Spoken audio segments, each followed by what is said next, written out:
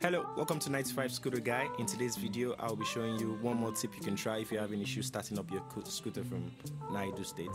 And this is a follow-up video from a video I did some few weeks back, and which I told you one of the best ways to troubleshoot your scooter if you are having difficulty starting it is by increasing the idle, and that will help get the scooter warmed up. And here I had that same issue, so I decided to start my scooter. You can see me here reaching for the manual starter. Me being a very stubborn person, I was continuously pressing it till I got tired, and I decided to do some minor tricks and see if I can get it started up. And here you see me manually laboring away, matching the scooter. Then I decided to open it up and increase the idle, hoping it might work, which it normally does in a normal case, in a normal scenarios. I increased the idle screw a couple of times, I think almost to the end, but I just left it and I kept trying to press it. I stayed yet, I wasn't lucky. So I decided to lose the whole bike and get to the spark plug, because I noticed one of the issues you might be having if after you've increased the idle and the engine is not still coming up is probably the spark plug. And one of the reasons for this might be because the spark plug is wet or is damaged, I guess. And one of the fastest way to damage your spark plug if your plug is faulty, your engine block becomes faulty, and there's a lot of oil and a lot of fuel seeping into the combustion chamber, that might easily damage your spark plug. And so I just removed the seat there so I can access the spark plug. Now, the way this bike is built, to access the spark plug is not easy. It's really not easy. I don't understand why they did it this way, but it took me a while to figure it out, and after that it was pretty easy to get it open. You can see me touching the carburetor there. Then the most important thing is the wire that connecting the spark plug, so I removed that, and I could see the spark plug. It's the orange one there with the orange cap.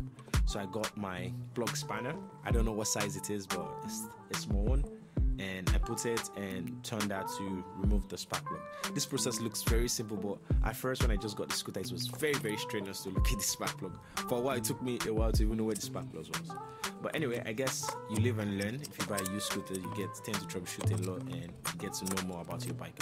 For anyone that wants to get a bike, I would advise you to get a used one first, so you can easily know your way around it. Now you can check the spark plug is totally down, so I swapped that out with a new one.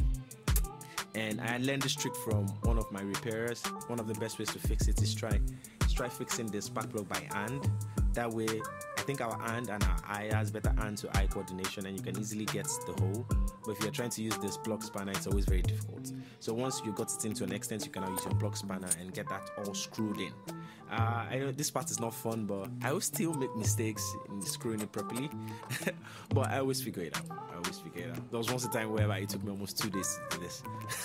Thinking about it now, I just feel like an idiot right now. But I think we live and learn. So that's me. I connected it back, and like magic, I was expecting it to work, but it didn't work. It didn't work. But I'll tell you, towards the course of it, what I didn't really do much. It was still the spark plug that was done. So I tried to see if the scooter was on. I pressed the brake there. Then I tried to press the lever, and it didn't work. It didn't really work. So all I need to do, I forgot. I noticed anytime I troubleshoot the scooter, for me to get it up after a while, I will need to accelerate. That means I will turn the throttle, then I will mash step on it. So I did that a couple of times, then the bike was finally up and running.